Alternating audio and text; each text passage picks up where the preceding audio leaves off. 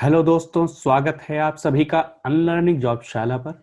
ये अनलर्निंग पाठशाला का न्यू इनिशिएटिव है जिसपे इस चैनल में हम जॉब के रिगार्डिंग जो रिक्रूटमेंट प्रोसेस में जो भी सब्जेक्ट होते हैं उनके कंटेंट को इस पे डालने की कोशिश करेंगे।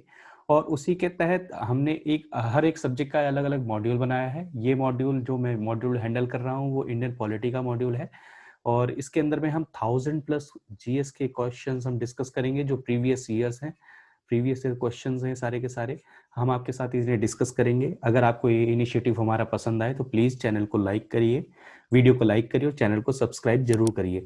इसका पहला पार्ट ऑलरेडी हो चुका है, उसका लिंक मैं आपको डिस्क्रिप्शन में प्रोवाइड करा दूंगा, आप उसे देख लीजिए। और इसका जो पीडीएफ है वो भी टेलीग्राम चैनल पे आपको मिल जाएगा, तो उसका भी टेलीग्राम चैनल का भी लिंक मैं डिस्क्रिप्शन में प्रोवाइड करा दूंगा, आप उसको भी देख लीजिएगा। और ये सेकेंड पार्ट है इस इनिशिएटिव का, इस मॉड्यूल का। तो चलिए हम दोस्तों क्वेश्चंस को डिस्कस करना शुरू करते हैं।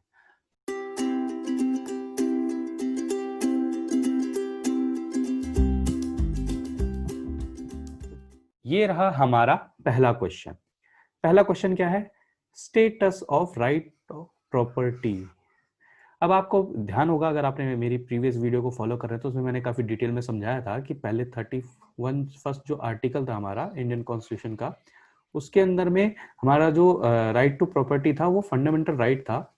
लेकिन इसको 44th कॉन्स्टिट्यूशन अमेंडमेंट एक्ट के तहत में इसको यहाँ से रिमूव करके आर्टिकल 300A में मूव कर दिया गया है। ये 1976 की बात है, तो ये ध्यान रखिएगा। ये तो अभी ये कॉन्स्टिट्यूशनल राइट तो है लेकिन ये फंडामेंटल राइट नहीं है। ये सबसे इंपॉर्टेंट बात ध्यान करने वाली है, क्योंकि इसे हमने जो फंडामेंटल राइट का पार्ट 3 है, हमें आपको पता ही होगा, मैंने पिछली वीडियो में काफी डिटेल में बताया कि जो पार्ट 3 है वो फंडामेंटल राइट से डील करता है। वहां से हमने इसको रिमूव करके जो कॉन्स्टिट्यूशन का आर्टिकल 300 कैपिटल ए में डाल दिया है।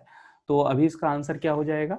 Legal right, human right, fundamental right नहीं है, और इसका आंसर हो जाएगा लीगल राइट। अब इसमें एक आ जाता है, क्योंकि इसमें 2011 में सुप्रीम कोर्ट की एक जजमेंट है जिसमें सुप्रीम कोर्ट ने कहा था कि जो राइट टू प्रॉपर्टी है हमारा, वो ह्यूमन राइट भी है।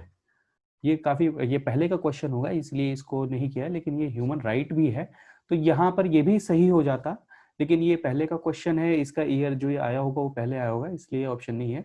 तो फंडामेंटल राइट नहीं है, नेचुरल राइट नहीं है, इसका आंसर हो जाएगा, करेक्ट आंसर हो जाएगा लीगल राइट। लेकिन ये ध्यान करने वाली बात है, हम करंट डेवलपमेंट को भी साथ में देखते रहें तो ज्यादा बेटर रहेगा कि 2011 में सुप्रीम कोर्ट ने जजमेंट में ये कहा था कि राइट टू प्रॉपर्टी जो है वो ह्यूमन राइट के अंदर भी कंसिडर किया जाता है। तो इसका आंसर क्या हो जाएगा? करेक्ट आंसर हो जाएगा इसका लीगल राइट। चलिए हम अगले क्वेश्चन की तरफ बढ़ते हैं। When were the fundamental duties incorporated in constitution? अब देखिए, आपको ये ध्यान करने वाली बात है कि फंडामेंटल ड्यूटीज ओरिजिनल कॉन्स्टिट्यूशन में नहीं थे, ठीक है। लेकिन अब इसके पीछे एक बैकग्राउंड समझते हैं सबसे पहले थोड़ा सा। 1975 में जब इमरजेंसी लगी, ठीक है, तो उस टाइम पे जो हमारे पीएम थी इंदिरा गांधी, उन्होंने सोचा कि इस टाइम काफी नीड है लोगों के अंदर में फंडामेंटल ड्यूटीज होने की भी, ठीक है। तो उसको फंडामेंटल ड्यूटीज को बनाने के लिए या क्या क्या फंडामेंटल ड्यूटीज होनी चाहिए, उसके लिए उन्होंने एक कमेटी का गठन किया जिसका नाम था स्वर्ण सिंह कमेटी, ठीक है। ये याद रखिएगा, स्वर्ण सिंह कमेटी का गठन किया गया था जिसने रेकमेंड किया था फंडामेंटल ड्यूटीज को कॉन्स्टिट्यूशन में ऐड करने के लिए। अब कुछ पॉइंट्स देख लेते हैं स्वर्ण सिंह कमेटी के। स्वर्ण सिंह कमेटी की क्या क्या रिकमेंडेशन थी, ये काफी इंपॉर्टेंट हो जाता है। स्वर्ण सिंह कमेटी की ये 1976 में बनी थी, ठीक है। तो इसने क्या कहा था? इसने बोला था 8 फंडामेंटल ड्यूटीज रिकमेंड किए थे। पीनल प्रोविजंस भी बोले थे कि पीनल प्रोविजंस होने चाहिए, अगर आप इन फंडामेंटल ड्यूटीज को कोई फॉलो नहीं करता है तो उसको पिनलाइज करना चाहिए, उसको सजा मिलनी चाहिए। और तीसरा सबसे ज्यादा इंपॉर्टेंट पॉइंट, इनकम टैक्स भरने को भी कहा था कि ये भी एक फंडामेंटल ड्यूटीज में इंक्लूड करना चाहिए। तो उस टाइम की गवर्नमेंट ने इसको काफी सारी चीजें मान ली थी और कुछ चीजें नहीं मानी थी, जिनमें ये पीनल प्रोविजन और इनकम टैक्स ड्यूटी को नहीं फॉलो करवाया था। तो उस टाइम पे स्वर्ण सिंह कमेटी की रिकमेंडेशन में तो 8 फंडामेंटल ड्यूटीज थी, लेकिन 42nd कॉन्स्टिट्यूशनल अमेंडमेंट एक्ट के तहत में गवर्नमेंट ऑफ इंडिया ने कॉन्स्टिट्यूशन में कितनी फंडामेंटल ड्यूटीज ऐड करी? 10। ये ध्यान रखना, 10 ड्यूटीज ऐड करी थी। और इसके साथ साथ ऐड क्या किया था? पार्ट 4A, जिसमें सिर्फ एक आर्टिकल था 51A कैपिटल। इसके अंदर में इन्होंने 10 फंडामेंटल ड्यूटीज ऐड कर दी थी, ठीक है, ये 1976 की बात कर रहे हैं हम, ठीक है। तो यहाँ पर इसका आंसर क्या हो जाएगा, 1976। लेकिन अब इसमें एक और डेवलपमेंट याद कर लेते हैं कि 1976 में तो 10 फंडामेंटल ड्यूटीज ऐड की थी, लेकिन राइट नाउ अभी इसमें कितनी है, 11। तो ये जो एक आई है +1 जो एडिशन हुआ है, ये कहाँ से आया है, ये आपका 86 कॉन्स्टिट्यूशनल अमेंडमेंट एक्ट जो 2002 में हुआ, जिसमें राइट टू एजुकेशन जो हमने अमेंडमेंट था इसके थ्रू, उसमें हमने एक और फंडामेंटल ड्यूटीज के अंदर में ऐड कर दी कि हर किसी माता पिता का ये धर्म है, कर्तव्य है कि अपने बच्चों को पढ़ाई के लिए भेजें। तो इसका अभी आंसर क्या, करेक्ट आंसर क्या हो जाएगा, इसका क्या करेक्ट आंसर हो जाएगा बच्चों, 1976। अब अगला क्वेश्चन है, who has the right to transfer any case anywhere in India. ठीक है भाई, इसका सिंपल सा आंसर है, इसको कभी भी आप गलत ना करें, इसका आंसर हो जाएगा सुप्रीम कोर्ट, क्योंकि इसके पास में रिट ज्यूरिसडिक्शन है आर्टिकल 32 के तहत में, जिसमें ये प्रोहिबिशन और सरशरी जो रिट्स हैं इसके ये जारी करता है। ये दो तरीके के रिट होते हैं, जिससे किसी भी कोर्ट के जो है जो वो प्रोसीडिंग है उसको अपने पास में ले लेता है। प्लस में आपने न्यूज़ में काफ़ी ज़्यादा आप सुनते ही होंगे कि सुप्रीम कोर्ट ने ये चीज़, ये करंट अफेयर से लिंक करने वाली है कि सुप्रीम कोर्ट ने केस को ट्रांसफ़र कर लिया है, केस को अपनी अपनी गाइडलाइंस में रख लिया है, या फिर क्या नाम है SIT बना दी है। तो ये सब ये करंट अफेयर से रिलेटेड है, इनको लिंक करने, तो इनमें आप इसका आंसर डायरेक्टली लगा सकते हैं। इसका आंसर होगा सुप्रीम कोर्ट। चलिए अगले क्वेश्चन पे बढ़ते हैं इसके, तो इसका आंसर होगा राइट सुप्रीम कोर्ट। चलिए अब ये वाला क्वेश्चन देखते हैं, who is the final authority to interpret constitution of India. तो कॉन्स्टिट्यूशन को इंटरप्रेट कौन करता है, सबसे पहला ऑप्शन देखते हैं प्रेसिडेंट। प्रेसिडेंट कौन है, एग्जीक्यूटिव है, ठीक है। और ये किसके एड एंड एडवाइस पे काम करते हैं, काउंसिल ऑफ मिनिस्टर की, ठीक है। तो ये तो बिल्कुल नहीं होंगे क्योंकि ये गवर्नमेंट की एड एंड एडवाइस पे काम करते हैं, ठीक है। तो ये ऑप्शन हमारा गलत हो गया। दूसरा है पार्लियामेंट। पार्लियामेंट के जो हमें बिल हैं या फिर प्रोविजंस हैं उनको बनाती है, उनको पास करती है, उनको अमेंड करती है। तो ये तो बिल्कुल नहीं होगा क्योंकि इंटरप्रेट करना है ना, ये तो फिर अपने हिसाब से अकॉर्डिंग इंटरप्रेट कर लेंगे। लोकसभा जैसे कि मैंने बताया पार्लियामेंट का ही हिस्सा है लोकसभा, तो बाय डिफॉल्ट ये भी कैंसिल हो गया, तो सुप्रीम कोर्ट हो गया। इसका आंसर, करेक्ट आंसर क्या होगा, सुप्रीम कोर्ट। अब इसको करंट अफेयर से भी अगर देखा जाए, न्यूज से कनेक्ट किया जाए, तो आपने न्यूज में देखा होगा काफी ज्यादा PIL लगती हैं कि इंटरप्रिटेशन करें, फाइनल इंटरप्रिटेशन करें, सुप्रीम कोर्ट में जाते हैं लोग काफी ज्यादा।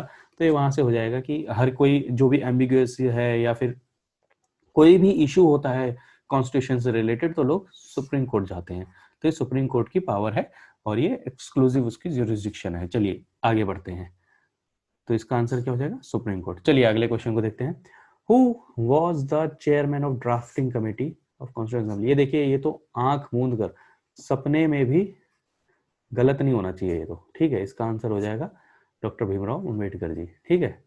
तो ये क्वेश्चन गलत नहीं होना चाहिए क्योंकि हमने अगले उसमें भी कर रखा है, पिछली वीडियो में भी इसने को हमने सॉल्व किया था, और ये गलत नहीं होना चाहिए। अगर ये कर रहे हो तो ये समझ लो क्राइम है, आपको सजा हो जाएगी, और सजा ऐसी होगी कि आपको वो इसके जमानत तक ना मिलेगी किसी भी तरीके से। तो इसलिए आपको ये भीमराव अम्बेडकर को ही टिक करना है, किसी भी तरीके से भूलना नहीं है। बिल्कुल इसको पल्ले बांध लो, इसको चबा जाओ, खा जाओ, इस फैक्ट को खा लो, सारे के सारे घोट कर पी लो, लेकिन ये गलत नहीं होना चाहिए किसी भी तरीके से, ठीक है। चलिए अगले उस पर चलते हैं। अब ये काफी डायरेक्ट फैक्ट है, कॉन्स्टिट्यूशन असेंबली पे जो कॉन्स्टिट्यूशन अडॉप्ट हुआ था उसको कितने लोगों ने साइन किया था। रट्टा मार लो भाई, कोरा, इसका कोई तरीका नहीं है। क्वेश्चन आ भी चुका है, 2 बार आ चुका है, तो ये क्वेश्चन आ सकता है, इसलिए इसको रट्टा मार लो। 24 लोग ने इसको साइन किया था। अब भाई रट्टा मारने के अलावा कोई चांस नहीं है। अब permanent president of constitution assembly कौन थे, मैंने बताया कौन होंगे, पिछली वीडियो में हमने काफी डिटेल में इसको डिस्कस किया है। तो डॉक्टर राजेंद्र प्रसाद, ये हमारे देश के कौन थे, पहले फर्स्ट प्राइम मिनिस्टर थे कि क्या थे, फर्स्ट प्रेसिडेंट थे। ये गलती मत कर देना, ये क्वेश्चन आ सकता है, ठीक है। प्रेसिडेंट थे हमारे देश के, पहले प्रथम राष्ट्रपति थे, ठीक है। तो ये क्वेश्चन गलत नहीं होना चाहिए किसी भी तरीके से। और ये परमानेंट वर्ड से क्या मतलब है, तो क्या कोई टेम्परेरी भी था क्या? जी हाँ दोस्तों, टेम्परेरी जो थे वो सच्चिदानंद नंद सिन्हा जी थे। और ये टेम्परेरी प्रेसिडेंट चुनने की हमने जो प्रोविजन था, ये कहाँ से लिया था हमने, फ्रेंच प्रैक्टिस से हमने ये अडॉप्ट किया था, ठीक है। तो ये 2 चीजें यहाँ पे ध्यान करने वाली हैं, काफी ज्यादा इंपॉर्टेंट है। तो इसका आंसर डॉक्टर राजेंद्र प्रसाद हो जाएगा। आगे बढ़ते हैं।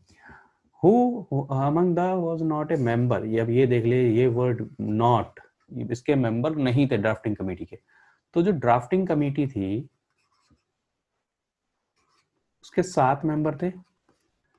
चेयरमैन थे उसके अंबेडकर जी, ठीक है, जिनको फादर ऑफ इंडियन कॉन्स्टिट्यूशन भी कहा जाता है, इंडियन कॉन्स्टिट्यूशन, ठीक है। यहां तक क्लियर हो गया, किसी को कोई डाउट? अब इसमें जो 7 लोग थे उसमें अयंगर जी थे, अयंगर जी थे, अय्यर जी थे, अय्यर जी थे, हाँ शायद अय्यर जी थे, के मुंशी, तो और उसमें बाद में थे एक, क्या नाम था उनका, खेतान जी, मित्तर और सदुल्ला, और अंबेडकर जी तो थे ही। तो ये नाम आपको यहाँ पे याद होने चाहिए, क्योंकि ये कभी भी आपसे पूछ सकते हैं ऐसे क्वेश्चन। तो ये शॉर्ट फॉर्म में आप कोई भी करके, तो ये आपको अंबेडकर जी थे, के मुंशी जी थे, अय्यर जी थे, मोहनदास करमचंद गांधी जी नहीं थे। तो इसका एक करेक्ट आंसर हो जाएगा, क्योंकि गांधी जी किसी भी उसमें पार्टिसिपेट उन्होंने किया ही नहीं था। ये कोरा फैक्ट आपको याद रखना है। तो ये क्वेश्चन तो आपको गलत होना ही नहीं चाहिए था, ठीक है। तो चलते हैं अगले क्वेश्चन की तरफ। मैंने पिछला क्वेश्चन इतना डिटेल में समझाया क्योंकि अब यहाँ पे काम आएगा आपके, क्योंकि ड्राफ्टिंग कमेटी के कौन मेंबर थे। सरदार वल्लभ भाई पटेल हमने जो डिस्कस किया उसमें नहीं थे, जवाहरलाल नेहरू उसमें नहीं थे, सरदार पटेल नहीं थे, हरि कृष्ण अय्यर जी। अब ये इनकी जो कॉन्स्टिट्यूंट असेंबली की जो डिबेट्स है ना, ये डिबेट्स एक बार जरूर पढ़ाना, क्योंकि काफी ब्रिलियंट पॉइंट था इनका, ब्रिलियंट थे ये उस टाइम, काफी ज्यादा लॉ के अच्छे माने जाने आदमी थे। तो एक बार जरूर पढ़ना इनके बारे में, ठीक है। चलिए अगले क्वेश्चन की तरफ बढ़ते हैं फिर। चलिए अब हम ये वाला क्वेश्चन देखते हैं कि जो ओथ हमारे माननीय मिनिस्टर लोग लेते हैं, जो ओथ सेरेमनी होती है, शपथ ग्रहण समारोह होता है, शपथ, वो हमारे जो शेड्यूल है उनमें कौन सा शेड्यूल मेंशन है? तो आपको मैं पहले बता दूं कि इंडियन कॉन्स्टिट्यूशन में 12 शेड्यूल्स हैं टोटल, ठीक है। तो अब धीरे धीरे जल्दी जल्दी करके एक एक शेड्यूल के बारे में देख लेते हैं। तो फर्स्ट शेड्यूल किसके बारे में बताता है? जो हमारा फर्स्ट शेड्यूल है वो बताता है किसके बारे में? वो बताता है जो इंडिया के स्टेट्स और यूटीज हैं वो सब मेंशन है उसके अंदर में। जो सेकंड शेड्यूल है वो उसके अंदर में क्या मेंशन है? सैलरीज मेंशन है सर्टेन ऑफिसेज और कमीशंस की। फिर थर्ड में जो है ओथ है, यहीं से हमारा आंसर मिल गया, लेकिन अब देख रहे हैं तो सारे देख लेते हैं। फोर्थ में number of seats, number of seats in Rajya Sabha, Rajya Sabha, ठीक है। अब ये डायरेक्ट आपका एक क्वेश्चन यहीं से आएगा, क्योंकि आ जाता है डायरेक्ट क्वेश्चन। और फिफ्थ में क्या मेंशन है? शेड्यूल कास्ट और एंड शेड्यूल ट्राइबल जो एरिया है उनका एडमिनिस्ट्रेशन के बारे में है, एडमिनिस्ट्रेशन के बारे में है, ठीक है। ये कौन सा हम डिस्कस कर रहे हैं? ये जो है हमारा फिफ्थ शेड्यूल को हम डिस्कस कर रहे हैं, ठीक है। फिफ्थ शेड्यूल के अंदर में इसके अंदर में schedule area and schedule tribal area के एडमिनिस्ट्रेशन के बारे में डिस्कस कर रहे हैं। लेकिन ये जो है स्पेसिफिक कुछ स्टेट्स के रिगार्डिंग है, जैसे आसाम, ठीक है, त्रिपुरा, मेघालय और मिजोरम, इन 4 स्टेट्स के बारे में ये है। तो ये डायरेक्ट क्वेश्चन पूछ लेंगे आपसे कि ये 4 स्टेट्स कौन से हैं शेड्यूल 6 में। फिर शेड्यूल 7 में कौन से हैं? शेड्यूल 7 में जो डिस्ट्रीब्यूशन या फिर डिवीजन, डिस्ट्रीब्यूशन जो है, लिस्ट 3 लिस्ट हैं इसके अंदर में, है ना, कॉन्करेंट और स्टेट, और वो कॉन्करेंट, यूनियन और स्टेट। तो ये 3 लिस्ट हैं जिसके अंदर में है, हमने काफ़ी डिटेल में डिस्कस किया है पिछली प्रीवियस वीडियो में। और 8th में क्या है? लैंग्वेजेस। तो टोटल कितनी लैंग्वेजेस हैं ये शेड्यूल के अंदर में? 22, याद रखना है, ठीक है। फिर 9th आता है। 9th कौन सा है? जो जुडिशियल रिव्यू से बचाता है, अगर हम इस शेड्यूल के अंदर में कोई लॉ को प्लेस कर दें तो उसका जुडिशियल रिव्यू नहीं हो सकता। फिर आते हैं हम 10th के बारे में, जगह कहाँ है? तो यहाँ पे 10th शेड्यूल किसके बारे में बताता है? एंटी डिफेक्शन के बारे में, ठीक है। और अगला 11th जो आता है वो पंचायत, 12th जो है आपका म्यूनिसिपैलिटीज के बारे में, ठीक है। तो यहाँ पे आपके 12 शेड्यूल्स को हमने डिस्कस कर लिया, तो इसका आंसर क्या हो जाएगा? थर्ड, बिल्कुल। अब इसे गलत नहीं होना चाहिए किसी भी तरीके से। अगला क्वेश्चन देखते हैं। The constitution of India vests the executive power. अब ये तो सभी बच्चे को पता है कि जो रियल एग्जीक्यूटिव है हमारे और नॉमिनल एग्जीक्यूटिव। तो रियल के तो हम पीएम कहते हैं, लेकिन जो नॉमिनल है यानी कि हमारे प्रेसिडेंट है, यानी कि सिर्फ नाम के एग्जीक्यूटिव है, यानी कि असल में सारा काम तो प्राइम मिनिस्टर करते हैं, लेकिन किसके नाम पर? प्रेसिडेंट के नाम पे। यानी कि मान के चलो कोई फाइल है और इसको बनाया काउंसिल ऑफ मिनिस्टर ने, लेकिन इस पे साइन किसके होंगे? प्रेसिडेंट साहब के। ठीक है, प्रेसिडेंट साहब इस पे साइन कर देंगे और ये पास हो जाएगा। तो यानी कि रियल एग्जीक्यूटिव कौन हुआ? तो इसके प्रेसिडेंट हो जाएंगे। ठीक है, तो अगले क्वेश्चन की तरफ हम बढ़ते हैं। तो प्रेसिडेंट जी इसके real executive. Chairman of drafting committee कौन थे? बिल्कुल अभी अभी हमने किया है क्वेश्चन, डॉक्टर भीमराव अम्बेडकर जी। ठीक है, इंडियन कॉन्स्टिट्यूशन फोर्स में कब आया? अब दो चीजें ध्यान रखनी है, इनेक्ट एंड एडॉप्ट में डिफरेंस।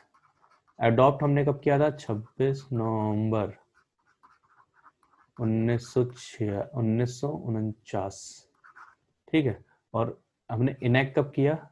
26 जनवरी 1950, यानी कि फोर्स में इस दिन से आ गया था। तो इसका आंसर क्या हो जाएगा? 26 जनवरी 1950। अब बात आती है कि ये दिन हमने क्यों चुना। तो इसके लिए एक छोटी सी स्टोरी बता देता हूँ आपको, ये कि हमने दिन ये स्पेसिफिक इतना ज़्यादा हमें इस दिन से क्यों लगाव था। हमने स्पेसिफिक ये इसलिए चुना कि 1929 में एक सेशन हुआ था जिसके अंदर में पंडित जवाहरलाल नेहरू उस टाइम जो जवाहरलाल नेहरू नेहरू जी जो उस टाइम प्रेसिडेंट थे कांग्रेस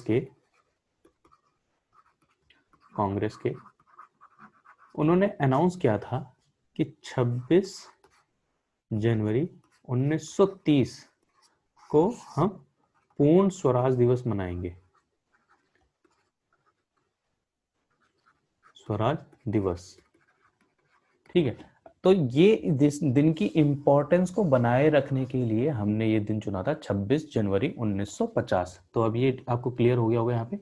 तो चलिए अब अगले क्वेश्चन की तरफ बढ़ते हैं। The constitution was framed bye किस किस कमेटी या किसने बनाया था? तो प्लानिंग कमीशन तो 1951 में खुद ही आया था। कॉन्स्टिट्यूशन तो पहले बन गया था। प्रेसिडेंट भी क्या नाम है, जो पावर थी प्रेसिडेंट की वो कॉन्स्टिट्यूशन के बाद में डिराइव हुई ना, कॉन्स्टिट्यूशन ने डिफाइन किया इसको। मतलब ये लॉजिकल चलने की, वैसे आपको पता होना चाहिए मैं लॉजिकल चल रहा हूँ। वर्किंग कमेटी कॉन्स्टिट्यूशन के बाद में आया था। ठीक है, तो इसका आंसर क्या हो जाएगा? Constituent assembly. वैसे भी याद रखिए जब किसी कॉन्स्टिट्यूशन को या फिर मेकिंग ऑफ कॉन्स्टिट्यूशन होता है तो एक बॉडी बैठती है, उस बॉडी को कॉन्स्टिट्यूंट असेंबली कहते हैं। ठीक है, असेंबली। तो ये यहां से हमारा क्वेश्चन हो गया। ठीक है, तो अगले क्वेश्चन की तरफ बढ़ते हैं। Which of the following schedules deal with the division of power? अभी हमने किया कि अपना जो 7 शेड्यूल है उसके अंदर में 3 लिस्ट हैं, यूनियन, स्टेट और कॉन्करेंट। अब जल्दी जल्दी मुझे बताओ, रेजिडुअरी पावर किसके पास है?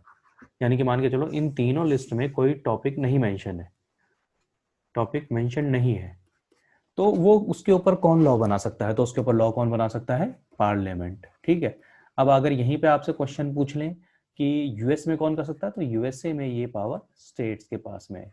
यहाँ पर हम डिफरेंस कर जाते हैं यूएसए के साथ में। तो इसका आंसर हो जाएगा 7th शेड्यूल। चलिए अगले क्वेश्चन की तरफ बढ़ते हैं। अब which under which of the following कि भैया president of India can be removed by the process of impeachment. ठीक है, president of India can be removed by the process of impeachment. कौन से आर्टिकल में मेंशन है? यानी कि इम्पीचमेंट के बारे में बात कर रहा है, इम्पीचमेंट ऑफ द प्रेसिडेंट। तो एक बात ये ध्यान रखना कि जो इम्पीचमेंट जो वर्ड है वो सिर्फ हम प्रेसिडेंट के लिए ही यूज करते हैं। अगर ये वर्ड यूज हो उनके साथ में, मतलब CGI, chief justice of India, supreme court के जज के बारे में, तो वो गलत फ्रेज होता है। एक्चुअली में इसको हम प्रेसिडेंट के साथ ही यूज करते हैं। तो इसका करेक्ट आंसर क्या हो जाएगा? आर्टिकल 61। इसका करेक्ट आंसर हो जाएगा आर्टिकल 61। लेकिन थोड़ा सा हम प्रेसिडेंट के इम्पीचमेंट प्रोसेस के बारे में जान लेते हैं। तो इम्पीचमेंट प्रोसेस के बारे में जानने से पहले तो ये जानना पड़ेगा कि कौन से आधार, यानी कि कौन से चार्जेस के ऊपर में प्रेसिडेंट को इम्पीच किया जा सकता है। तो वायोलेशन ऑफ कॉन्स्टिट्यूशन, सिर्फ यही एक चार्ज है जिसके ऊपर हम प्रेसिडेंट को इम्पीच कर सकते हैं। तो इसका प्रोसेस होता है, इसका प्रोसेस क्या होता है? 1/4 मेंबर दो आइदर ऑफ द हाउस, यानी कि दोनों हाउस में से कहीं के भी जब ये लेटर लिख के दें या फिर चार्जेस ऑफ एलिगेशन लिख के दें, रेजोल्यूशन पास करें कि हम प्रेसिडेंट को इम्पीच करना चाहते हैं, टू इम्पीच प्रेसिडेंट, ठीक है। तो फिर क्या करें, फिर इम्पीच प्रेसिडेंट, फिर क्या होता है, नेक्स्ट स्टेप क्या होता है, 14 डेज का टाइम दिया जाता है, 1/4 मेंबर ऑफ किसके, हाउस के स्ट्रेंथ के, ठीक है, हाउस की स्ट्रेंथ के लिख के जब देते हैं, ये ध्यान रखना। 14 डेज का टाइम दिया, नोटिस पीरियड दिया जाता है, नोटिस दिया जाता है। फिर उसके बाद में इंक्वायरी होती है, यानी कि वोटिंग होती है। और अगर मान के चलिए एक हाउस में, इफ इन वन हाउस जो ये रेजोल्यूशन है वो पास हो जाता है, यानी कि प्रूव हो जाता है, ये चार्जेस की वायोलेशन किया कंप्यूटर का, कॉन्स्टिट्यूशन का, कितने वोटिंग से, 2/3, यानी कि स्पेशल मेजोरिटी से अगर वो पास हो जाता है तो ये बिल दूसरे सेकेंड हाउस के अंदर भेज दिया जाता है। और अगर वहां पे भी 2/3 स्पेशल मेजोरिटी से पास हो जाता है तो प्रेसिडेंट इम्पीच हो जाते हैं, ठीक है। तो ये प्रोसेस यहाँ से आपको ध्यान रखना है, इसका प्रोसेस ये है। तो इसका आर्टिकल 61 में मेंशन है। अब वाइस प्रेसिडेंट के बारे में अगर पूछा जाए तो कहाँ पर होगा, आर्टिकल 67 क्लॉज बी, ठीक। चलिए अगले क्वेश्चन पे चलते हैं, ठीक। तो अगला क्वेश्चन है, under which of the constitutional provision supreme court of India extends advice to the president of India.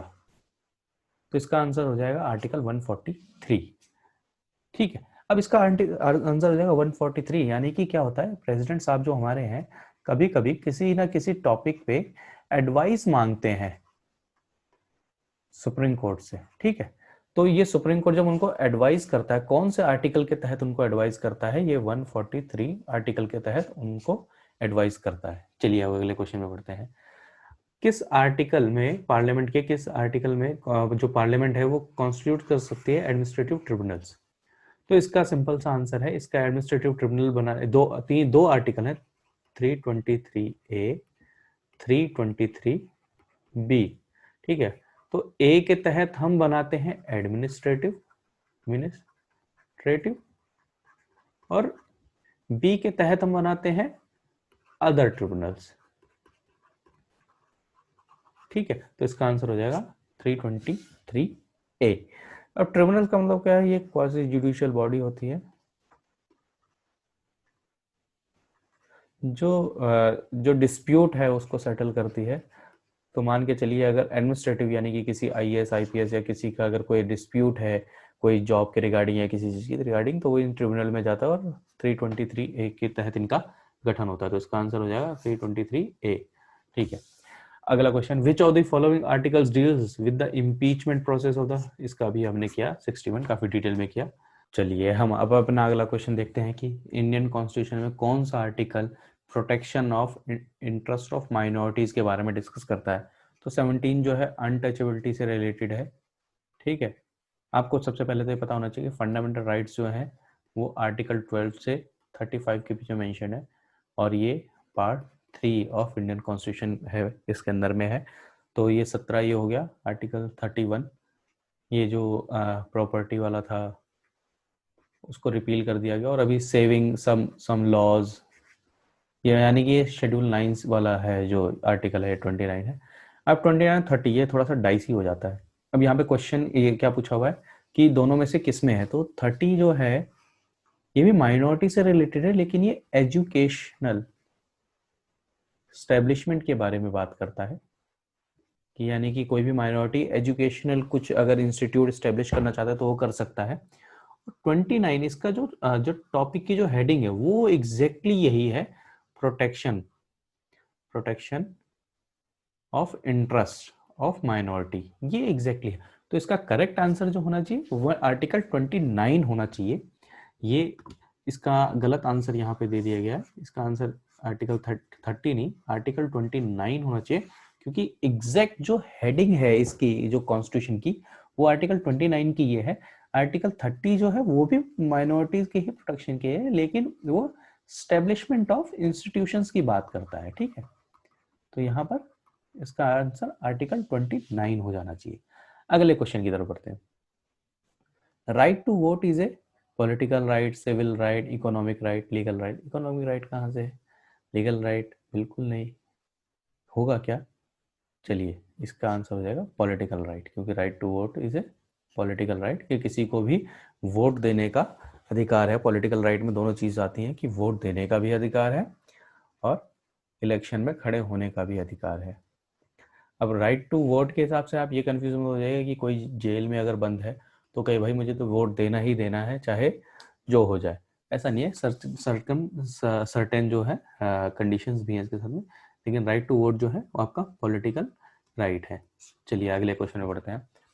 Who was the chief justice of India when public PIL, बहुत नाम सुना होगा, public interest litigation was introduced to Indian judicial system. भाई इसको तो रट डालो, ये क्वेश्चन आएगा, 4 बार आ चुका है ये क्वेश्चन, 4 बार। तो ये क्वेश्चन यहीं से याद करना है। PIL का मतलब बेसिकली होगा कि पब्लिक इंटरेस्ट के अंदर में, यानी कि जनता के लिए कोई अगर लिटिगेशन यानी कि कोई केस अगर फाइल किया जाए, याचिका, आप न्यूज़ में काफ़ी सुना होगा, याचिका अगर सुप्रीम कोर्ट में डाली जाए तो उसको बोलते हैं PIL। और इसने इसने इंडिया में बहुत सारे फंडामेंटल राइट्स एक्स्ट्रा दिए हैं, उनको एनलार्ज किया है, कई सारे लॉज को इम्प्लीमेंट करवाया है, कई सारी चीज़ें बहुत ज़्यादा इम्प्रूव किया है इसने। इसको जुडिशियल एक्टिविज्म भी बोलते हैं, जुडिशियल एक्टिविज्म, क्योंकि जुडिशियल एक्टिविज्म कि जुडिशरी खुद से इनिशिएट कर रही है कि हमें क्या क्या इम्प्लीमेंट करना है, कैसे करना है, और जनरल पब्लिक के लिए क्या बेटर होगा। तो ये उस टाइम के चीफ जस्टिस कौन थे? PN भगवती जी। तो ये क्वेश्चन याद रखना। आगे बढ़ते हैं। चलिए अब अगला क्वेश्चन देखते हैं। जो जुडिशियल रिव्यू है, हमारे जो सुप्रीम कोर्ट जुडिशियल रिव्यू करता है, यानी कि जो कॉन्स्टिट्यूशन की जो लॉज हैं उनकी कॉन्स्टिट्यूशनल वैलिडिटी को चेक करना, या फिर कि कोई अगर एक्शन है या फिर कोई लेजिस्लेचर या फिर कोई बिल या फिर एक्ट है उनकी कॉन्स्टिट्यूशनैलिटी को चेक करना, तो वो उसको जब सुप्रीम कोर्ट चेक करता है उसको बोलते हैं जुडिशियल रिव्यू। और जुडिशियल रिव्यू के अंदर एक डॉक्ट्रिन यूज होता है, पार्शियल एनलमेंट। अब इसका मतलब क्या होता है? इसका सिंपल मतलब है कि किसी को पार्शियली यानी कि आंशिक रूप से खत्म कर देना। किस आर्टिकल से रिलेटेड? तो इंडिया के अंदर में आर्टिकल 13 जो है जुडिशियल रिव्यू से क्या नाम है, डील करता है। तो इसका सीधा सीधा आंसर हो जाएगा आर्टिकल 13। अगले क्वेश्चन में बढ़ते हैं। What is the maximum time interval permitted between 2 session? तो इसका आंसर हो जाएगा 6। ये याद रखना, क्योंकि ये यूपीएससी में इस बार ये क्वेश्चन आया है डायरेक्टली। ठीक है, तो ये क्वेश्चन यहाँ से काफ़ी ज़्यादा, और ये इस बार दरअसल काफ़ी ज़्यादा न्यूज़ में रहा भी है, इसलिए आ भी सकता है, क्योंकि पार्लियामेंट सेशन और मॉनसून सेशन के बारे में काफ़ी ज़्यादा डिस्कशन हुआ, तो ये क्वेश्चन आ सकता है। और क्योंकि जो कॉन्स्टिट्यूशन है हमारा, उसने ये कहा है कि 6 महीने से ज़्यादा का गैप नहीं होना चाहिए, 6 मंथ से ज़्यादा का गैप नहीं होना चाहिए 2 सेशन के बीच में। लेकिन हम जनरली जो है, हमारे जो इंडियन प्रैक्टिस है, हम एक ईयर में 3 सेशन करते हैं पार्लियामेंट का। ठीक है, 3 सेशन हम पार्लियामेंट का करते हैं। तो ये मत कंफ्यूज हो जाएगा, 3 सेशन कॉन्स्टिट्यूशन में मेंशन है, ऐसा बिल्कुल नहीं है। ये कॉन्स्टिट्यूशन 6 महीने का गैप होना चाहिए 2 सेशन के बीच में, ये मेंशन है। ठीक है, चलिए अगले क्वेश्चन पे चलते हैं। अगला क्वेश्चन है, the item education belongs to. अब इसको देखो, यहाँ पे अगर आपको नहीं पता कि कौन सी लिस्ट में है, तो आप सिंपल से इसका अंदाजा लगाओ कि एक चीज के लिए सेंट्रल गवर्नमेंट भी लॉ बना रही है, गवर्नमेंट, और एक चीज के लिए स्टेट गवर्नमेंट के भी तो वो होते हैं ना, स्टेट स्कूल्स होते हैं। तो यानी कि दोनों सेम चीज के लिए बना रहे हैं, तो किस में होगा? वो कॉन्करेंट में होगा। तो इसका आंसर क्या हो जाएगा? C हो जाएगा। ठीक है, और इसको याद करने का सिंपल सा फंडा क्या है इसका याद करने का, कि आपके केजरीवाल जी दिल्ली में स्कूल बना रहे हैं और Modi ji national education policy भी लेकर आए हैं, तो यहाँ से आपका यह आंसर हो जाएगा। ठीक है, चलिए अगले question. What is the maximum number of elected members of Rajya Sabha? Elected members. अब ये क्वेश्चन बहुत घुमा दिया है, लोग सबसे पहले क्या करेंगे, आंख मूंद के ये लगा देंगे, गलत हो जाएगा भैया क्वेश्चन। 250 मैक्सिमम स्ट्रेंथ है जो कॉन्स्टिट्यूशन में मेंशन है, लेकिन इसमें से 238 इलेक्टेड हैं सर, और 12 नॉमिनेटेड हैं। तो यहाँ से ये क्वेश्चन गलत हो जाता, तो इसका क्या आंसर होगा? 238। तो ऐसे ही याद, अब एक क्वेश्चन का आंसर जल्दी से बताइए मुझे कि कमेंट करके कि जो लोकसभा है उसमें कितने मेंबर नॉमिनेट होते हैं या होते थे, ऐसा कुछ चेंज हुआ है क्या, न्यूज में ऐसा कुछ आया है क्या? तो इसे कंप्लीट करिए और मुझे जरूर बताइएगा। तो इसका आंसर हो जाएगा 238। चलिए अगले क्वेश्चन की तरफ बढ़ते हैं। Although union list, state list and concurrent list cover the entire legislative business, yet there may be a term not mentioned anywhere. Who can legislate on them? अभी ये बताया, देखो वहां पे अगर कर दिया, बता दिया, तो यहाँ पर तुरंत हो जाएगा पार्लियामेंट ओनली, क्योंकि इसके क्या बोलते हैं, रेजिडुअरी पावर्स, वो किसके पास है इंडिया में? पार्लियामेंट के पास में है। और लेकिन यूएसए की अगर बात करें तो किसके पास में है? किसके पास में है? स्टेट के पास में है। तो ये याद रखना, ठीक है। चलो अगले क्वेश्चन पे चलते हैं। Which of the following articles can not be suspended during national emergency? अब ये क्वेश्चन काफी अच्छा है, क्योंकि नेशनल इमरजेंसी के समय फंडामेंटल राइट्स जो हैं सस्पेंड हो जाते हैं, एक्सेप्ट दो फंडामेंटल राइट जो सस्पेंड नहीं होते हैं, उन वो है आर्टिकल 20 एंड आर्टिकल 21। ये दो आर्टिकल आपके फंडामेंटल राइट्स जो होते हैं वो कभी भी सस्पेंड नहीं होते हैं नेशनल इमरजेंसी के टाइम पे। लेकिन प्रेसिडेंट रूल के टाइम पे कोई भी, ये याद रखिएगा, कहीं आप प्रेसिडेंट के टाइम पे कोई भी आपका जो फंडामेंटल राइट है वो सस्पेंड नहीं होता है। सिर्फ ये नेशनल इमरजेंसी के टाइम पे फंडामेंटल राइट जो है वो सस्पेंड होते हैं। अब थोड़ा सा हम जो है ना इसको डिटेल में जो नेशनल इमरजेंसी है उसको एक बार देख लेते हैं, क्योंकि आपका ये जो क्वेश्चन है मेन यहीं से निकल कर आएगा। तो हमने इसका आंसर तो देख लिया कि इसका आंसर होगा 20 और 21, लेकिन इसके बारे में थोड़ा सा हम डिटेल में भी पढ़ लेते हैं कि आखिर नेशनल इमरजेंसी होता क्या है, एक बार डिटेल में देख लेते हैं थोड़ा सा, ठीक है। चलिए तो देखते हैं सबसे पहले नेशनल इमरजेंसी, ठीक है। तो ये सबसे पहली बात तो ये आप इसका आर्टिकल देखें, कौन से आर्टिकल में मेंशन है। तो 352 जो आर्टिकल, 352 जो आर्टिकल है ये नेशनल इमरजेंसी से डील करता है। अभी हमने किससे ये इसे कहाँ से हमने अडॉप्ट किया है, तो हमने इसको वीएमआर कॉन्स्टिट्यूशन से, यानी कि जर्मनी से हमने इसको अडॉप्ट किया है, ठीक है। अब इसमें होता क्या है, इसमें सिंपल सी बात यह है कि 3 कंडीशन है इसके लिए। नेशनल इमरजेंसी अगर लगानी हो तो 3 कंडीशन है। एक है वॉर, एक है आपका एक्सटर्नल एग्रेशन और तीसरा है आपका आर्म्ड रिबेलियन। इन तीनों में से किसी भी कंडीशन पे नेशनल इमरजेंसी लगाई जा सकती है। वो प्रेसिडेंट अगर सेटिस्फाइड है उन कंडीशन से तो प्रेसिडेंट उसके लिए नेशनल इमरजेंसी लगा सकता है। और प्रेसिडेंट अगर ये 3 चीजें नहीं भी हो तो सिर्फ अगर एंटीसिपेशन है, यानी कि ऐसा हो सकता है, उसमें भी नेशनल इमरजेंसी को प्रेसिडेंट लगा सकते हैं, ठीक है। कुछ चीजें यहां से आपको क्लियर हो रही होंगी। अब इसके बारे में बात करें, मान के चलिए प्रेसिडेंट ने नेशनल इमरजेंसी की घोषणा कर दी, उसके बाद में एक महीने के अंदर राज्यसभा से और लोकसभा से इस नेशनल इमरजेंसी की जो नेशनल इमरजेंसी प्रेसिडेंट ने प्रोक्लेम किया है, इसको स्पेशल मेजॉरिटी के द्वारा लोकसभा से और राज्यसभा से पास कराना होगा, अलग अलग से स्पेशल मेजॉरिटी के द्वारा। इस यानी कि इसके अंदर में कौन सी मेजॉरिटी चाहिए? Special majority. और अगर मान के चलिए 1 महीने के बाद ये पास हो गया तो ये कितने महीने के लिए कंटिन्यू करेगा? आपका नेक्स्ट 5 मंथ्स के लिए कंटिन्यू करेगा, ठीक है। तो टोटल कितने हो गए? 6 मंथ्स।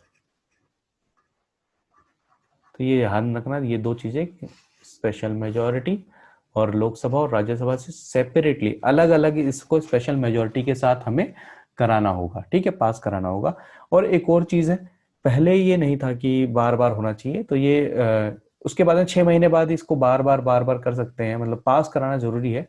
तो ये कहाँ से ऐड हुआ था? 44 कॉन्स्टिट्यूशन अमेंडमेंट एक्ट के थ्रू ये ऐड किया गया था क्लॉज कि आपको बार बार इसको पास कराना पड़ेगा। यानी कि इसको हम एक बार नहीं है कि एक बार घोषणा कर दी तो हो गया, लेकिन ये 6 महीने के लिए ही होगा।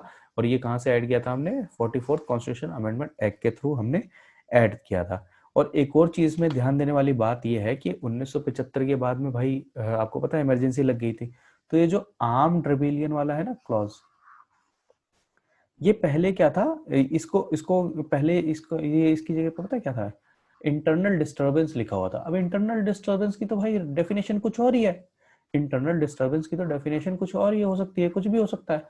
तो इसको हटा के आर्म्ड रिबेलियन कर दिया गया था। इसको कब क्या किससे किया गया था, इसको भी 44th कॉन्स्टिट्यूशनल अमेंडमेंट एक्ट से इसको किया गया था, ठीक है। और जो एडवाइस दी जाती थी, काउंसिल ऑफ मिनिस्टर की एडवाइस पर जो है प्रेसिडेंट प्रोक्लेम करते हैं नेशनल इमरजेंसी को, तो ये जो एडवाइस होती थी पहले ओरल होती थी, लेकिन इसको इस अमेंडमेंट के थ्रू इसको ओरल की जगह पर रिटर्न कर दिया गया।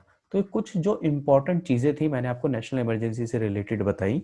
और सबसे इंपॉर्टेंट चीज एक और कि नेशनल इमरजेंसी के टाइम पे आर्टिकल 20 एंड आर्टिकल 21 कभी भी सस्पेंड नहीं हो सकते, ठीक है। और आगे आप बढ़ते हैं अगले क्वेश्चन की तरफ। विच of the article of Indian constitution defines money bill. Money bill कौन से उसमें, 110 में, 280 तो फाइनेंस कमीशन से रिलेटेड है, ठीक है। तो 110 हमारा मनी बिल डिफाइन करता है कि मनी बिल क्या होगा। अब मनी बिल अगर मान के चलो लेकिन अगर मान के चलो फॉर एग्जांपल मान लो ये एक बिल है और लोकसभा में इसको लाया गया है, तो कई लोग कह रहे हैं भाई ये बिल कौन सा है, गवर्नमेंट कह रही है ये मनी बिल है, गवर्नमेंट कह रही है मनी बिल है, अपोजिशन कह रहा नहीं, ठीक है। तो ये कौन डिसाइड करेगा कि ये मनी बिल है या नहीं है, तो इसको डिसाइड करेगा स्पीकर, और उनका जो डिसीजन होगा वो फाइनल और बाइंडिंग भी होता है, ठीक। तो कुछ चीजें एक्स्ट्रा भी आपको मैं बताते चल रहा हूँ साथ के साथ में। अगले क्वेश्चन की तरफ चलते हैं, ठीक है। A bill is certified as money bill in Lok Sabha, अभी बताया मैंने आपको, कौन करता है, स्पीकर। स्पीकर सर्टिफाई करते हैं कि ये मनी बिल है या नहीं है। और अगर इससे रिलेटेड कुछ पढ़ना है तो एक आधार केस हुआ था, आधार बिल, जो सुप्रीम कोर्ट में भी गया था, ये जरूर पढ़ना है, इंटरेस्टिंग है काफी। तो चलिए आगे बढ़ते हैं। चलिए अगला क्वेश्चन जो आता है, व्हेन वाइस प्रेसिडेंट प्रेसिडेंट के तौर पर एक्ट कर रहे हो तो वो किसकी सैलरी लेंगे, तो चेयरमैन ऑफ राज्यसभा तो वाइस प्रेसिडेंट खुद ही होते हैं, लेकिन अभी वो वाइस प्रेसिडेंट की तरह एक्ट कर रहे हैं ना, तो किसकी तरह सैलरी लेंगे, क्या दोनों की सैलरी लेंगे जो ये ऑप्शन है, नहीं बिल्कुल नहीं। मेंबर ऑफ पार्लियामेंट की सैलरी लेंगे, नहीं, क्योंकि मेंबर ऑफ पार्लियामेंट तो होते ही नहीं है, ठीक है। तो बचे कौन, प्रेसिडेंट, तो हाँ जी प्रेसिडेंट की सैलरी लेंगे। अगले क्वेश्चन पे आते हैं। Which one of the following articles of Indian Constitution deals with the special provision regarding state of Assam? इसका आंसर है 371। मैंने आपको कल भी बताया था, आज भी बता रहा हूँ, 371 आर्टिकल को जरूर पढ़ लें, इंपॉर्टेंट आर्टिकल है। स्पेशली आफ्टर JNK और लद्दाख, लोग पूरी दुनिया क्या कर रही होगी, आर्टिकल 370 का रट्टा मार के बैठी होगी, लेकिन वो क्वेश्चन घुमा के कहाँ से पूछ लेंगे, 371 से पूछ लेंगे। इसमें क्या है, स्पेशल प्रोविजंस मेंशन है सर्टेन स्टेट्स के लिए, ठीक है। तो वो एक बार जरूर नजर मार ले, आप इतना ज्यादा रट तो सकते नहीं है, लेकिन अगर आपको चाहिए होगी तो मुझे बताना, मैं वीडियो बना दूंगा। लेकिन आप रट तो सकते नहीं है, तो आप क्या करिए, एक बार नजर के थ्रू जरूर उसे गुजार लीजिए। कि कई बार क्या होता है, क्वेश्चन अगर एग्जाम में आता है तो नजर के नीचे से अगर गुजरा हो तो आप उसको आंसर टिक कर देते हैं, उसका आंसर हो जाएगा 371B। अगला question, provision of which of the following articles related to constitution of India apply to state of Jammu Kashmir. अब ये पुराना क्वेश्चन है, लेकिन ये काफी इंपॉर्टेंट क्वेश्चन है, हॉट टॉपिक है। तो आर्टिकल 370 पूरी बच्चा बच्चा जानता है, और अगर आप नहीं जानते हो तो डूब जाओ, रो जाओ, लेकिन ये पता होना चाहिए कि आर्टिकल 370 जो है जम्मू कश्मीर से रिलेटेड है। और पिछले साल ही इसको आर्टिकल 370 को और साथ में एक आर्टिकल और 35A इसको इंडियन कॉन्स्टिट्यूशन नलीफाई यानी कि खत्म किया। तो अगले क्वेश्चन की तरफ बढ़ते हैं। अगला क्वेश्चन कहता है, which one of the following schedules to Indian constitution provides the for the setting up of the autonomous district councils. अब ऑटोनोमस डिस्ट्रिक्ट काउंसिल कहाँ बनेंगे, ये ट्राइबल एरिया में बनेंगे, ट्राइबल एंड शेड्यूल, ठीक है। अब हमने वो देखा था, इसमें दो ही शेड्यूल थे, 5 और 6, तो यानी कि इन दोनों में से होगा, तो यानी कि थर्ड ऑप्शन गलत हो गया, 6 और 4th ऑप्शन गलत हो गया।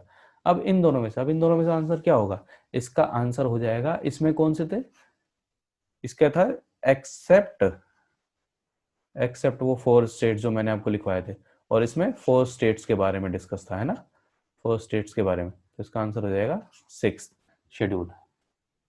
अगला question, who chairs the joint session, जो लोकसभा और राज्यसभा है उसका जब जॉइंट सेशन होता है तो उसको प्रिसाइड कौन करेगा,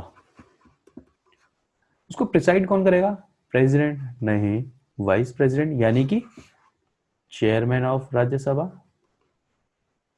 नहीं, प्राइम मिनिस्टर बिल्कुल नहीं, इसके तो या तो राज्यसभा के चेयरमैन हो सकते हैं या फिर स्पीकर हो सकते हैं, तो इसका आंसर होगा स्पीकर।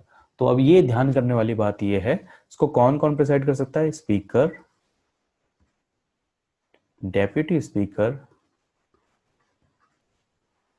डेप्यूटी चेयरमैन, लेकिन प्रेसिडेंट वो वाइस प्रेसिडेंट यानी कि चेयरमैन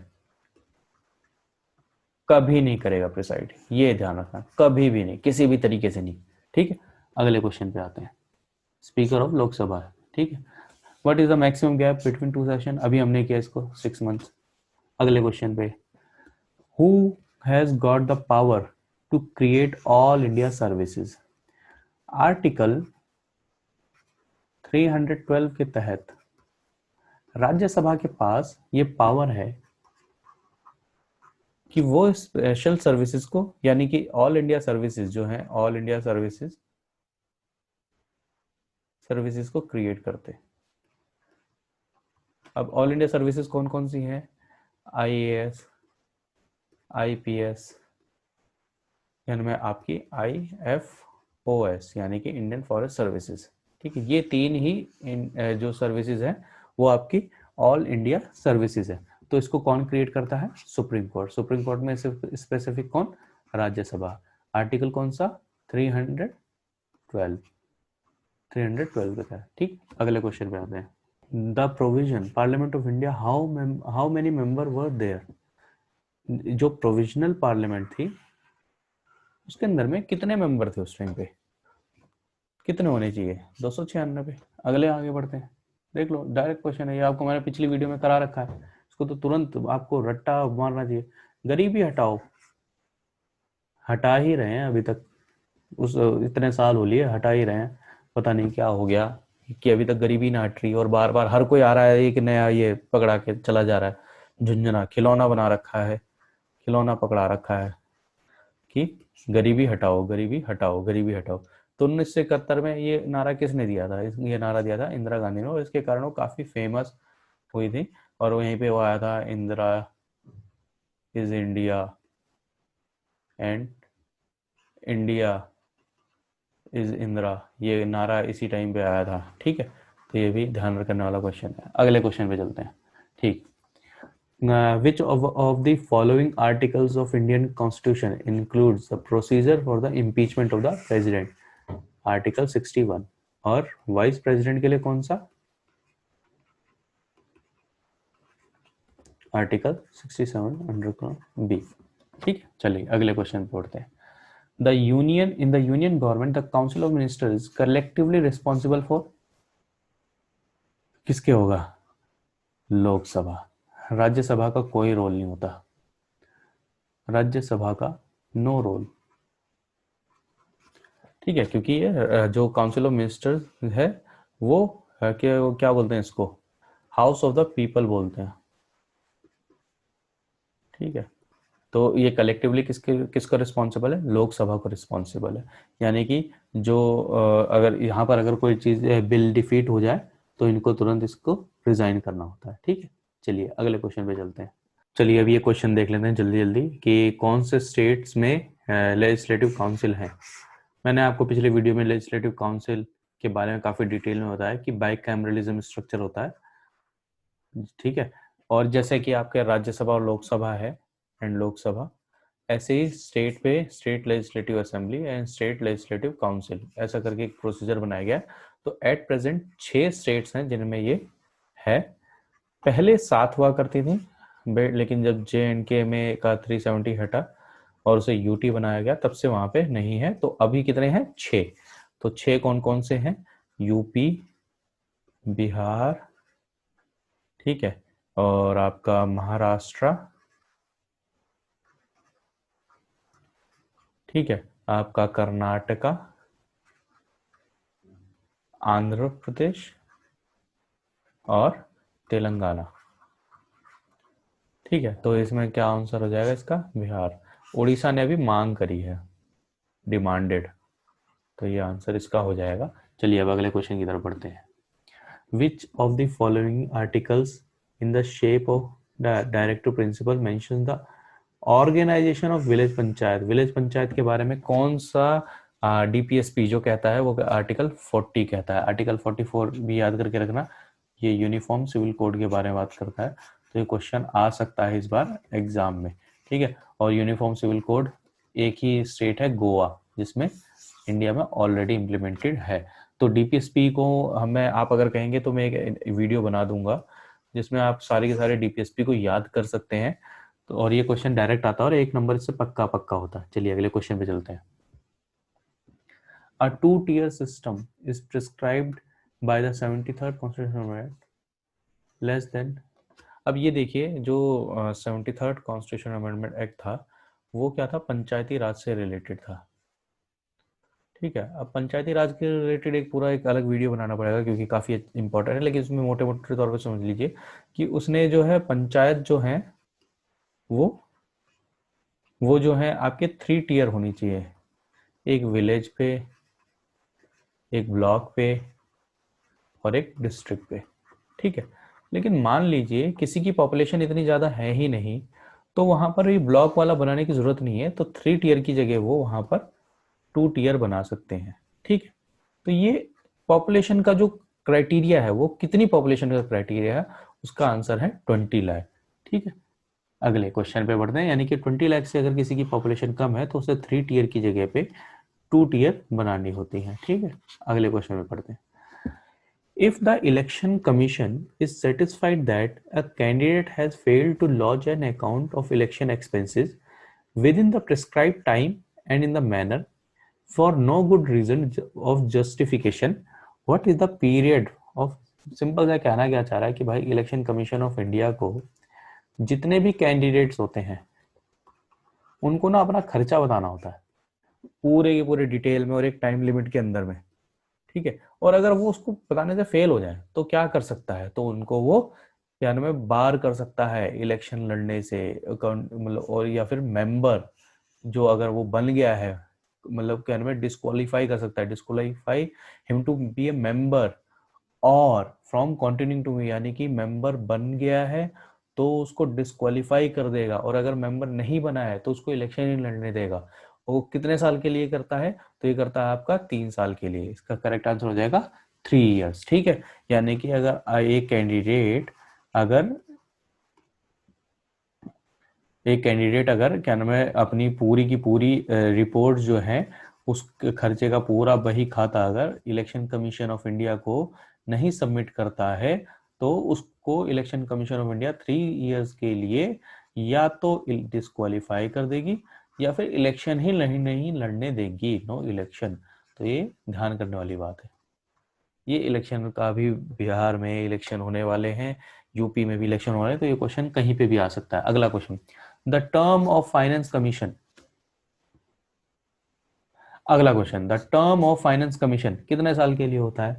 5 साल के लिए। एवरी 5 ईयर प्रेसिडेंट कौन अपॉइंट करता है? यह अगला प्रेसिडेंट अपॉइंट करता है। ठीक है, और आर्टिकल कौन सा है? 280। ठीक है, तो फाइनेंस कमीशन यहां से हो गया क्लियर। अगले क्वेश्चन पे बढ़ते हैं।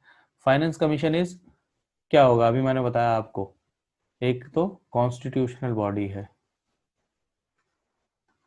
5 साल में होता है, 5 ईयर, और प्रेसिडेंट अपॉइंट करता है। तो इसका आंसर क्या हो जाएगा? 5 साल, 5 ईयर। ठीक है, परमानेंट बॉडी नहीं होता क्योंकि हर 5 साल में इसको अपॉइंट किया जाता है। एनुअली भी नहीं होता क्योंकि हर 5 साल में किया। ट्राइनियल भी नहीं होता क्योंकि ये 3 साल हो गया, तो क्विनियल होगा यानी कि 5 साल। अगले क्वेश्चन पे, the responsibility of preparation of electoral roll rest with electoral roll, यानी कि आपके पास में वो आता हो ना, चिट सी होती होगी कि कौन कौन इलेक्शन वोट देने के लिए, वोटर, वैलिड वोटर की लिस्ट जो होती है उसको इलेक्टोरल रोल बोलते हैं, कि कौन कौन वो है, तो उसको कौन बनाता है, इलेक्शन कमीशन ही बनाता है। तो ये ध्यान रखने वाली बात है कि वोटर, जो वैलिड वोटर होते हैं, जो वोटिंग करते हैं इलेक्शन में, उसको बोलते हैं इलेक्टोरल रोल। तो इसे कौन बनाता है, इलेक्शन कमीशन बनाता है। ठीक है, अगले क्वेश्चन में बढ़ते हैं। The article 370 of Indian constitution कौन से स्टेट में, अभी भैया अभी इसी साल हटाया गया है, पिछले साल, याद रख लेना, आंख मूंद कर भी याद रख लेना, गलती नहीं होनी चाहिए किसी भी तरीके से, बहुत बहुत इंपॉर्टेंट है। आर्टिकल 350A, 370 और आपका 371, ये रट के जाना, एक ना एक क्वेश्चन इसमें जरूर फंसेगा, आएगा ही आएगा। और एक क्वेश्चन, दो क्वेश्चन, एक क्वेश्चन पक्का आएगा इसमें से, क्योंकि ये यूपीएससी में और यूपीएससी में और यूपीपीएससी में ये सेम क्वेश्चन पूछा जा चुका है, तो इस चीज का ध्यान रखना। आगे बढ़ते हैं और आज के सेशन का लास्ट क्वेश्चन देखते हैं। Which article of the Indian constitution accord special status to Jammu Kashmir? 370 अभी मैंने आपको बताया, और 35A 370 ये जम्मू कश्मीर से रिलेटेड है। ठीक है, जिनको 2019 में गवर्नमेंट ऑफ इंडिया ने रिमूव कर दिया है। तो दोस्तों, अगर ये आपको हमारा इनिशिएटिव पसंद आया हो तो प्लीज़ इस वीडियो को लाइक करिए, हमारे चैनल को सब्सक्राइब करिए, इससे हमें काफ़ी मोटिवेशन मिलती है और हम आपके लिए और एक्स्ट्रा वीडियोस लेकर आते रहें और जल्द से जल्द 1000 क्वेश्चंस का मॉड्यूल कंप्लीट करें। इसके लिए आप प्लीज़ हमें सपोर्ट करिए। और इसके मैं जो पीडीएफ का लिंक है टेलीग्राम पे, इसकी पीडीएफ प्रोवाइड करा दे रहा हूँ। टेलीग्राम के चैनल का लिंक आपको डिस्क्रिप्शन में मिल जाएगा, प्लीज़ वहाँ पर जाइए और इसकी पीडीएफ को डाउनलोड करिए और इन क्वेश्चंस को जरूर प्रैक्टिस करिए। आगे मिलते हैं अगले 50 क्वेश्चंस के साथ, तब तक बने रहिए। थैंक यू सो मच, अपना ख्याल रखिए, मिलते हैं।